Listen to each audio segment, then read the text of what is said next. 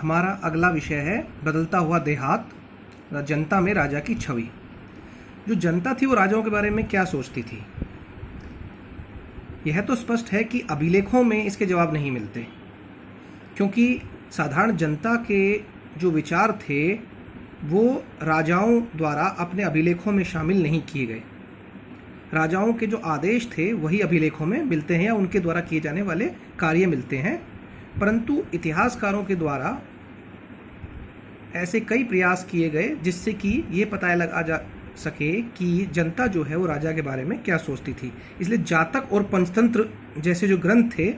उनमें जो कथाएं थी उनके माध्यम से इतिहासकारों ने इस बात का पता लगाया कि जो जनता थी वो राजा के बारे में क्या सोचती थी। जातक जो हैं वो बौद्ध धर्म से संबंधित कथाएं हैं जिन्हें बाद में लिपिबद्ध किया गया था, और जो ये कथाएं हैं ये पहली सहस्त्राब्दी अर्थात 1000 ईस्वी के मध्य में पाली भाषा में जो है इनको लिखा गया। गंधतिंतु नामक जो एक जातक है उसमें बताया गया है कि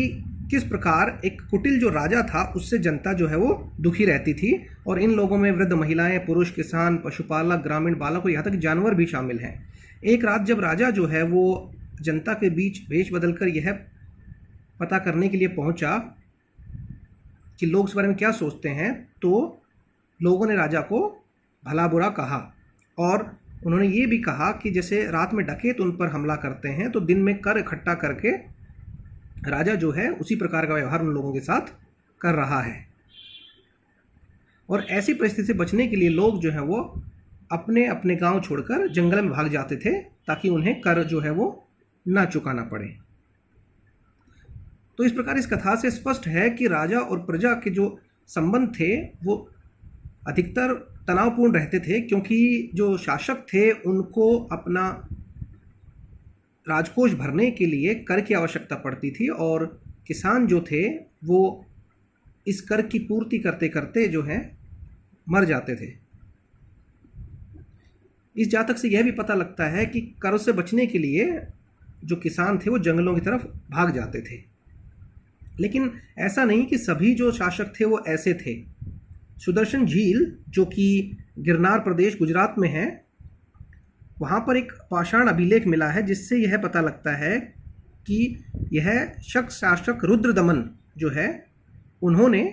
खुदवाया था, और इस अभिलेख में उन्होंने बताया है कि जो ये झील थी इसका निर्माण मौर्य काल में एक स्थानीय राज्यपाल द्वारा किया गया था, लेकिन एक तूफान के कारण जो है वो झील टूट गई थी, तथा उस झील की जो मरम्मत है वो रुद्रदमन ने अपने खर्चे से कराई थी, और इसके लिए उन्हें प्रजा से कोई भी कर जो है वो नहीं लिया था। तो इस प्रकार से कहा जा सकता है कि सभी जो राजा थे उनसे जनता जो है ऐसा नहीं कह सकते कि दुखी थी। करों को चुकाने के लिए किसानों को उपज बढ़ाने के तरीके खोजने पड़े, और इनमें जो सबसे प्रसिद्ध जो हुआ वो हुआ हल का प्रचलन।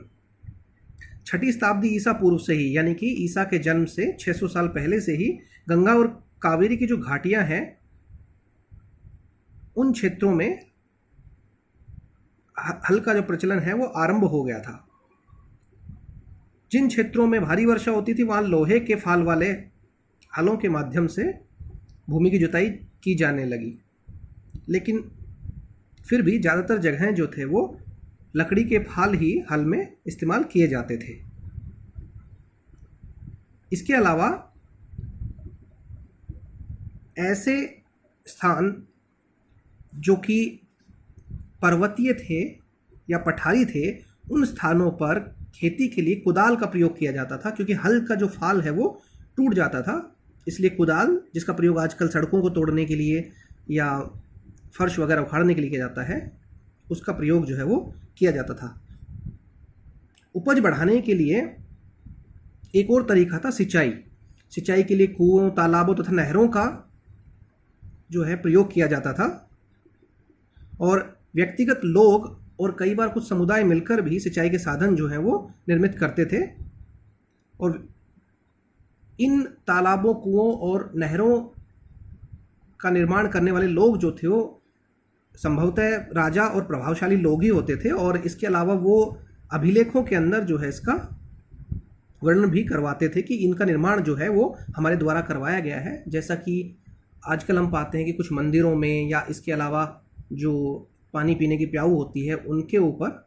नाम मिलते हैं उन व्यक्तियों के जिनके द्वारा उसका निर्माण जो है वो करवाया गया है। मनुस्मृति जो है वो आरंभिक भारत का सबसे प्रसिद्ध विधि ग्रंथ था, कानून की किताब जो था, और इसे संस्कृत भाषा में 2वीं शताब्दी ईसा पूर्व से लेकर 2वीं शताब्दी ईस्वी के बीच लिखा गया था, लगभग 400 सालों में। और इसमें राजा को यह सलाह दी गई थी कि क्योंकि राज्य की जो सीमाएं होती हैं उनके बारे में बार बार विवाद होता है, इसलिए इन सीमाओं को पहचानने के लिए एक निशान बना देना चाहिए जिसमें कि बाउंड्री के ऊपर, बॉर्डर के ऊपर कुछ पत्थर रख दिए जाएं या फिर गाय के गोबर, ईंट, इस प्रकार का कोई निशान जो है वो छुपा देना चाहिए या गाड़ देना चाहिए, जिससे कि सीमाओं को जो है स्पष्ट किया जा सके। जो खेती में नई तकनीकें आई उनसे उपज तो बढ़ गई, लेकिन ग्रामीण समाज में अब भी कई विभिन्नताएं थी और खेती से जुड़े लोगों में जो भेद है वो बढ़ता जा रहा था। बौद्ध कथाओं में इस भेदभाव के बारे में मिलता है, क्योंकि भूमिहीन खेती हर श्रमिकों का, छोटे किसानों का और बड़े बड़े जमींदारों का उल्लेख जो है वो बौद्ध ग्रंथों में मिलता है। पाली भाषा में गृहपति का प्रयोग छोटे किसानों और जमींदारों के लिए किया जाता था, और बड़े बड़े जमींदार और ग्राम प्रधान शक्तिशाली माने जाते थे जो किसानों पर नियंत्रण रखते थे। ग्राम प्रधान का जो पद है वो प्राय वंशानुगत होता था, जैसे कि हम कह सकते हैं कि आज के ज़माने में जो सरपंच का पद होता है, लेकिन अब वो वंशानुगत नहीं होता, परंतु प्राचीन काल में जो गांव का मुखिया होता था उसका पद जो है वो वंशानुगत होता था। आरंभिक तमिल संगम साहित्य में भी गांव में रहने वाले विभिन्न वर्गों का उल्लेख है, जैसे कि वेल्लार जिनको बड़े जमींदार, हलवाहा, उल्वर और दास अणिमई कहा जाता था।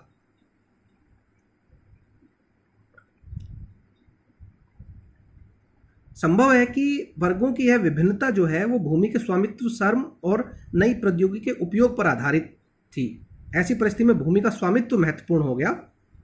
और इसीलिए जो है विधि ग्रंथों की चर्चा की जाती है। भूमिदान का उल्लेख भी जो है वो पहली जो शताब्दी है ईस्वी उसमें मिलना आरंभ होता है। सातवाहनों के द्वारा ऐसे बहुत से अभिलेख हैं जिनमें कि भूमिदान का वर्णन किया गया है। इनमें से कुछ अभिलेख जो है पत्थरों पर लिखे गए थे और कुछ ताम्र पत्रों पर खुदे होते थे, और ये उन लोगों को दिए जाते थे जो कि भूमिदान लेते थे। अधिकांश भूमिदान जो हैं वो राजाओं द्वारा धार्मिक संस्थाओं या ब्राह्मणों को दिए जाते थे, और अधिकांश जो अभिलेख थे वो संस्कृत में थे। 7वीं शताब्दी के बाद के अभिलेखों कुछ संस्कृत में हैं और कुछ तमिल और तेलुगु जैसी स्थानीय भाषाओं में भी जो है मिलते हैं। गुप्त साम्राज्य में चंद्रगुप्त द्वितीय जो थे उनकी पुत्री प्रभावती गुप्त का ऐसा ही एक अभिलेख मिला है। उनका जो विवाह था वो दक्कन पठार के वाकाटक परिवार में हुआ था, जो कि एक महत्वपूर्ण शासक वंश था, और इसमें उनके द्वारा यानी कि प्रभावती गुप्त द्वारा भूमिदान जैसी प्रथा का पता लगा है। हालांकि इतिहासकार इस बारे में एकमत नहीं है कि इससे महिलाओं की स्थिति का पता लगता है, क्योंकि वो एक रानी थी और वो भूमिदान कर सकती थी। इसका अर्थ यह नहीं लगाया जा सकता कि भूमि पर या ज़मीन पर महिलाओं को भी, जो कि सामान्य वर्ग से आती थी, उनको भी इतना ही अधिकार मिलता होगा। अभिलेखों से हमें ग्रामीण प्रजा का भी पता चलता है। इनमें ब्राह्मण, किसान तथा अन्य प्रकार के वर्ग शामिल थे जो शासकों को या उनके प्रतिनिधियों को कई प्रकार की वस्तुएं प्रदान करते थे। ब्राह्मणों के द्वारा जो है राजाओं के लिए यज्ञ आदि कराए जाते थे। किसानों के द्वारा जो है उनको कर दिया जाता था राजा को तथा उनसे संबंधित जो अधिकारी होते थे उनको। इस प्रकार भूमिदान के जो अभिलेख हैं वो देश के कई हिस्सों में प्राप्त हुए हैं। कहीं कहीं छोटे छोटे टुकड़े दिए गए हैं तो कहीं बड़े बड़े टुकड़े दिए गए हैं। इतिहासकार जो हैं उनका यह मानना है कि भूमिदान जो था वो शासक जो वर्ग था उसके द्वारा कृषि को नए क्षेत्रों में प्रोत्साहित करने की रणनीति थी। राजा द्वारा कुछ भूमि जो है करमुक्त भूमि वो किसानों को या फिर ब्राह्मणों को दे दी जाती थी ताकि वहाँ पर वो वनों की कटाई कर सकें और वहाँ पर खेती की जा सके। जबकि कुछ इतिहासकारों का ऐसा मानना है कि यह कुछ राजाओं की कमज़ोरी दिखाता है। उनका ये कहना था कि जब राजा कमज़ोर होने लगे तो उन्होंने अपने सामंतों से लड़ने की बजाय उन्होंने अपने समर्थक बनाने शुरू किए और उन्होंने अपने जो जनता थी उसको ज़मीन देकर अपने समर्थन में करने का प्रयास किया।